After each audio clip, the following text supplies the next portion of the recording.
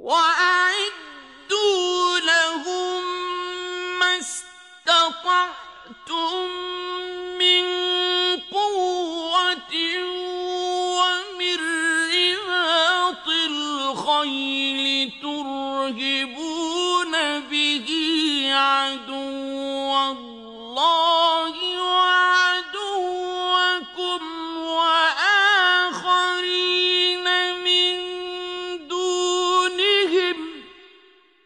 وَآخَرِينَ مِن دُونِهِمْ لَا تَعْلَمُونَهُمُ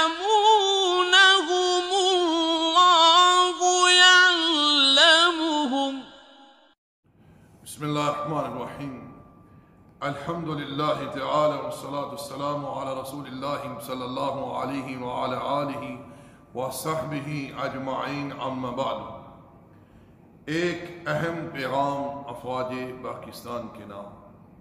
اللہ جل وعلا ہمارے ان تمام بھائیوں کی، ساتھیوں کی، دوستوں کی حفاظت فرمائے، تائید فرمائے، انہیں ثابت قدمی عطا فرمائے، جو جہاں بھی، جس حال میں بھی اہل اسلام کے دفاع کے لیے سرحدوں پر ڈٹے ہوئے ہیں.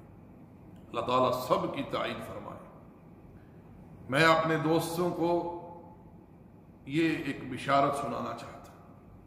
رسول اللہ صلی اللہ علیہ وسلم نے ارشاد فرمایا، جو آنکھ اللہ کی راہ میں پہرا دیتی ہو، بیدار رہی ہو، جہنم کی آگ اسے نہیں چھوئے گی. ارشاد فرمایا، جو قدم اللہ کی راہ میں غبار آلودہ ہوئے ہوں، جہنم کی آگ انہیں نہیں چھوئے گی. ارشاد فرمایا زبان نبوت نے، من قتل دون مالہ فہو شہید، من قتل دون نفسہ فہو شہید، من قتل دون اہلہ فہو شہید.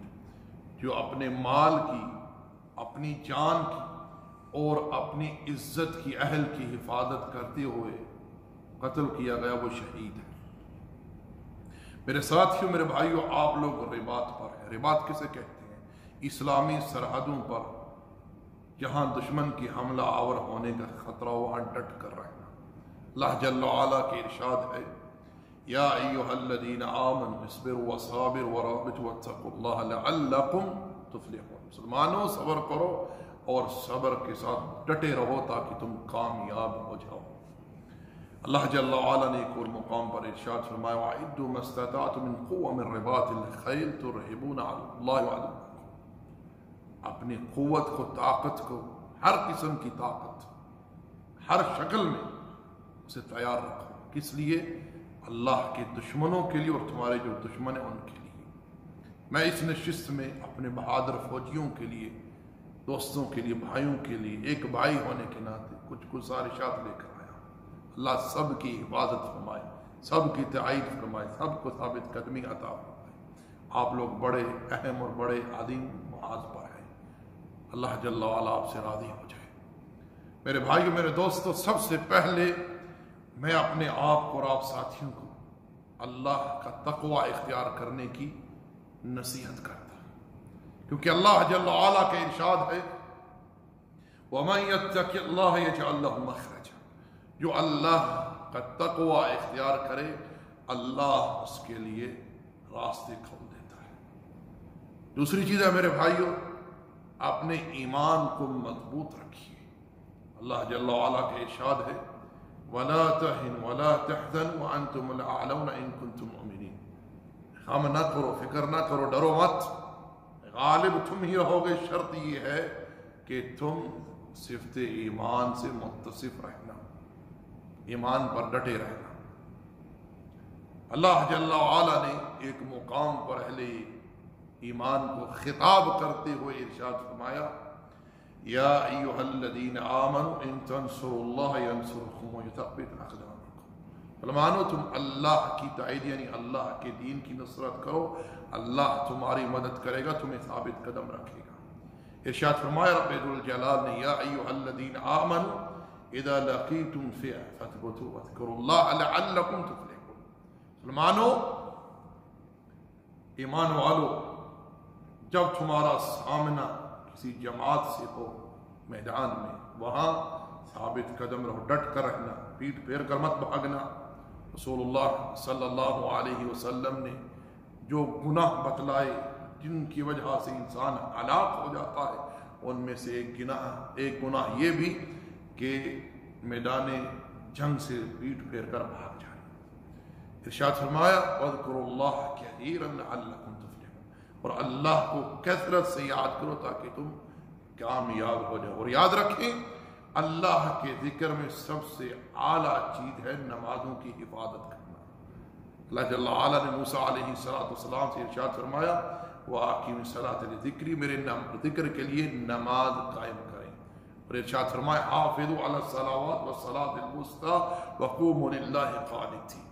آپ محاذ پر ہیں، سرحد پر ہیں، لڑائی پر ہیں، خدشہ ہے دشمن کے حملہ کرنے کا، ایک گروہ نماز پڑھے، دوسرا حفاظت کرے۔ پھر جو حفاظت کر رہا ہے وہ نماز کے لیے آ جائے، اور جس نے نماز پڑھ لی وہ حفاظت کے لیے چلا جائے۔ یہ ترتیب اور ادب ہے لڑائی کے دوران نماز ادا کرنے کا، جو اللہ نے سکھایا ہے قرآن مجید کے اندر۔ ارشاد فرمایا وَآتِيُوا اللَّهَ وَرَسُولَهُ، اللہ اور اس کے رسول کی اطاعت کرو۔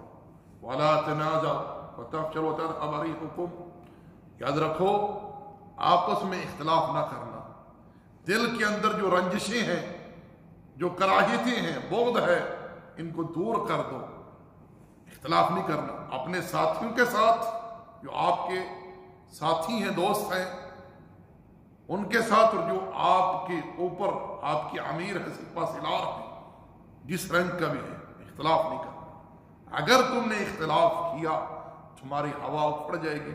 فاصبروا، صبر کرو، ان اللہ مع الصابرین، اللہ صبر کرنے والوں کے ساتھ ہے۔ میرے بھائی میرے دوستو، یاد رکھیں ہمیشہ اللہ پر توکل رکھیں۔ وَمَن يَتَوَكَّلْ عَلَى اللَّهِ فَهُوَ حَسْبُهُ، جو اللہ پر توکل کرے اللہ خود اس کے لیے کافی ہو جاتا ہے۔ آپ اسباب اختیار کریں، اپنی طاقت تیار رکھیں، ہر طرح سے جسمانی اور اسلحہ، ہر طرح کی طاقت تیار رکھیں، لیکن اسباب پر اعتماد نہ ہو، توکل نہ ہو۔ توکل کس پر ہو؟ اللہ جل وعلا پر، کیونکہ بعض اوقات انسان اسباب اختیار کرتا ہے، لیکن جہاں رب کی مشیت نہیں ہوتی وہاں کچھ نہیں ہو سکتا۔ توکل کیسے، اس کی مثال سماعت کیجیے۔ موسیٰ علیہ السلام جب بنی اسرائیل کو لے کر نکلے، فرعون نے تعاقب کیا، آگے سمندر آ گیا، پیچھے فرعونی لشکر آ چڑھا۔ موسیٰ علیہ السلام کے ساتھیوں نے کہا موسیٰ علیہ السلام سے اِنَّا لَمُدْرَكُونَ، ہمارا تو احاطہ کر لیا گیا۔ موسیٰ علیہ السلام نے اس وقت کیا ارشاد فرمایا؟ کھلا، ناممکن ہے، یہ ہو ہی نہیں سکتا۔ کیوں؟ اِنَّ مَعَيَ رَبِّي، میرے ساتھ کون ہے؟ میرا رب ہے۔ اور یہی بات رسول اللہ صلی اللہ علیہ وسلم نے جناب ابو بکر سے غار ثور میں فرمائی تھی، لا تحزن ان اللہ معنا، ڈر مت، اللہ ہمارے ساتھ۔ یہ ہے اللہ پر توکل۔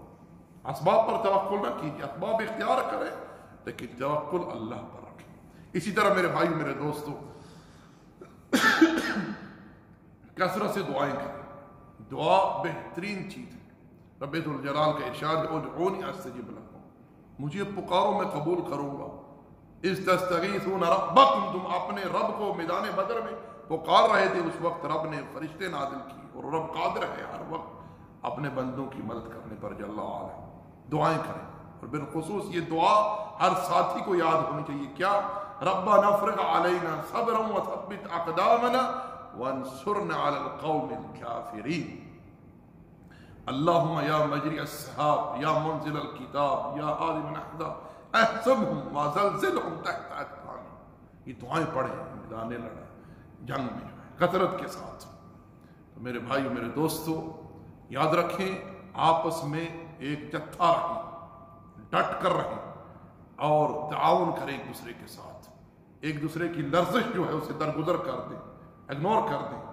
یہ نہ ہو کہ چھوٹی چھوٹی باتوں میں آپس میں لڑ رہے ہیں اور ایک دوسرے کے لیے شر کی تمنا کریں، خیر کی تمنا کریں۔ اپنے ساتھیوں کے ساتھ خیر خواہی کریں، ان کا ساتھ دیں، ان کی تائید کریں ہر معاملے میں۔ جی ہاں، اسی طرح میرے بھائی میرے دوستو، ایک گزارش اور بھی میں کرنا چاہوں گا، وہ یہ کہ کسی بھی محاذ پر آپ حملہ کرنے جا رہے ہیں یا آپ پر کسی نے حملہ کر دیا ہے، اللہ کو چھوڑ کر کسی اور کو مت پکارے، فقط یہ کہ یا اللہ مدد۔ اور یہ کلمہ تمام ساتھیوں کی زبانوں پر جاری و ساری ہو، کیا؟ حسبنا اللہ و نعم الوکیل، حسبنا اللہ و نعم الوکیل، حسبنا اللہ و نعم الوکیل۔ کسی بھی جگہ پر کسی بھی وقت یہ مت کہیں یا علی مدد، یا غوث المدد، یا رسول اللہ مت، کسی کو مت پکارے سوائے اللہ، صرف اللہ کو پکارے۔ اللہ جل وعلا ہی اس بات پر قدرت رکھتا ہے کہ وہ جل وعلا اپنے بندوں کی مدد فرمائے ہر حال میں۔ جی، اللہ کو پکارے۔ اگر کسی ساتھی کے انگلی پر، ہاتھ پر کوئی کڑا ہو، دھاگا ہو، گلے میں کوئی تعویذ ہو، اسے اتار دے، کیونکہ اللہ کے رسول کا ارشاد ہے من تعلق تمیمۃ فقد اشرک، جس نے کوئی تعویذ لٹکایا اس نے شرک کیا۔ تو میرے بھائی، میرے دوستو، یہ چند گزارشات تھیں جو میں نے آپ لوگوں کے سامنے رکھی ہیں، ان پر غور کریں، تأمل اور تدبر سے کام لیں، اور جو ساتھی اس پیغام کو سنیں وہ اللہ تعالیٰ کی خوشنودی کے لیے اور مسلمانوں کی اصلاح کے لیے اس بات کو آگے دوسروں تک پہنچائے۔ ما علینا الا البلاغ، وصلی اللہ علی نبینا محمد وعلی آلہ وصحبہ اجمعین۔